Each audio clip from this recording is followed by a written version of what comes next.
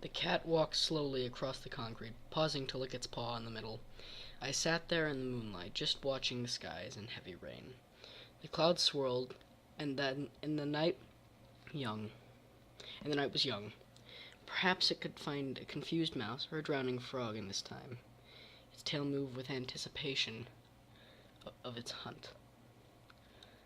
A chain-link gate swung open with surprising speed, startling the cat, resulting in a hissy fit. The man who opened it carried no thought of terrible weather, cat, or of anything else he was up against. Yelling an obscenity, he ran as fast as he could through the opening. That thing wasn't getting him. No way. He sprinted through the gate and into the alleyway. He didn't know why. He didn't know how, but something was following him. His first inclination was when he kept seeing this menacing figure at every turn. No matter where he went, he kept seeing it. He had thought it might be a person following him at first, but that had quickly changed when he saw the height and shape of the being. Great. A fork in the alley. Mark sped towards the right. Not because of any good feeling, but because he knew whatever it was would catch him no matter which way he went. The figure always seemed to be 2 steps ahead of him. Every time he turned around, it was there, silent as the night, just watching him. He could never make out its features in the rain, as it blurred his vision.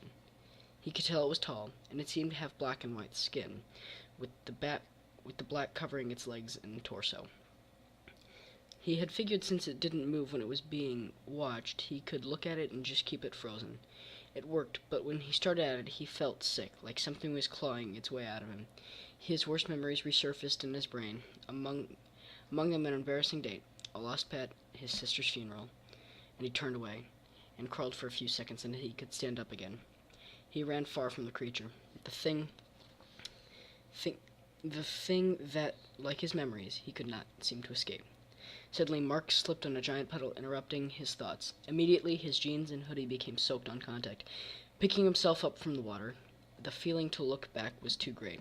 He turned around. There it stood, as real and frightening as ever. What really startled him was that it was closer, because of his tumble, and only a mere 20 feet away. Trying not to scream in case that triggered a reaction from the creature, he spun around and ran. The rabbit may not know of the fox, but it will sense danger when it presents itself.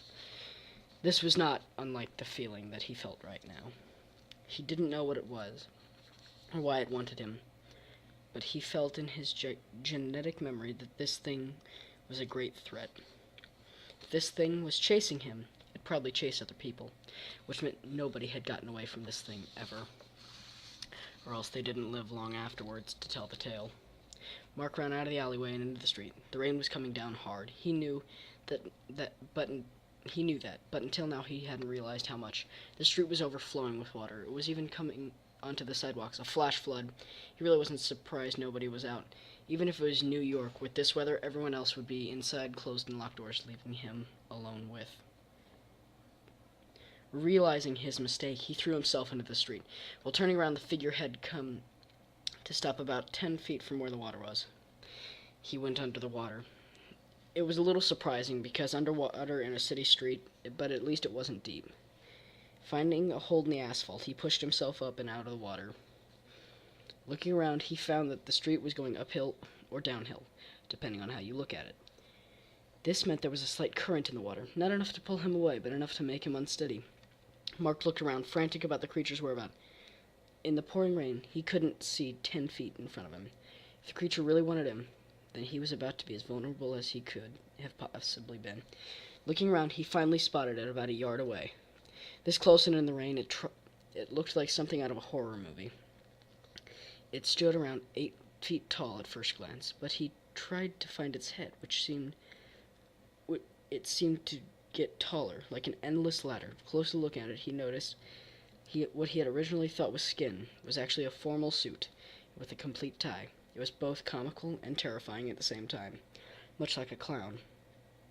It took an ordinary object and perverted it, twisting it into something sick. Upon even closer inspection, he realized it was far from perfect. It had large rips in the tie, and one sleeve was torn off about halfway up.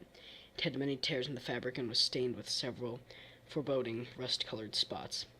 But when he finally found its face, he screamed.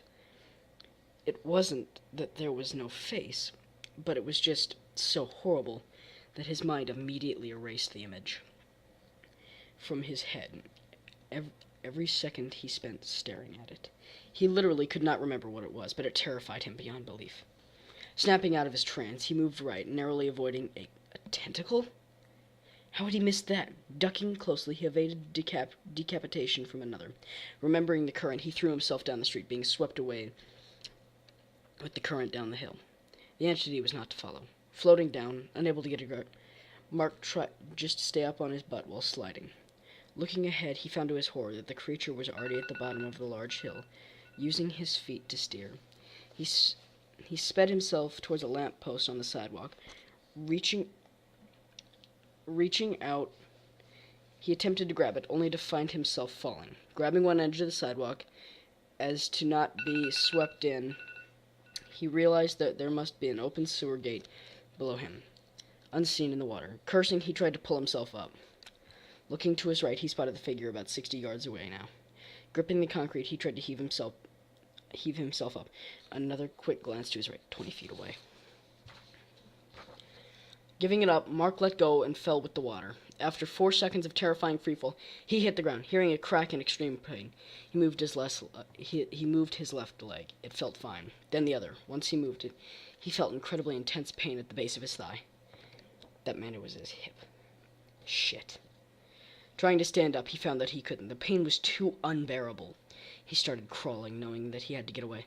Dragging himself across the ground, he came to a sewer canal that carried rain, water, and gunk onto the street. Looking to his left, he saw a light. He couldn't tell. His vision was blurry. Funnily enough, it got cloudier. Then the sick feeling started again, along with the memories. Realizing his fate, he tried to drag himself into the canal so he would drown.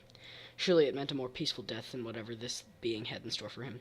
Right as his body fell in, he felt a tendril grab him by the ankle, lift him out of the water, flipping him right side up. He hung there, looking at the creature for the first time face to face. He was filled with unimaginable terror. Its body radiated evil. He vomited from the sickness again and again. Then he felt 2 claw-like fingers lightly position themselves on his eyes. He tensed up, realizing what it was about to do.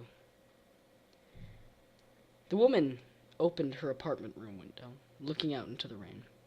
She had thought she heard screams, but there was silence, but for the rain now. There was no point looking outside. Anyway, there was nothing to see. The rain must have been coming down very hard. As it became, she thought about her mother. The familiar sadness washed over her. She turned away from the window. Sitting down by a lamp, she began to read a book. Looking up slightly, she was startled. She was startled to think she had briefly seen the faint outline of a man outside her window, but that was impossible. Her room was on the 5th floor of a building. She laughed at how absurd the thought. Then she saw the other shadow standing next to her own.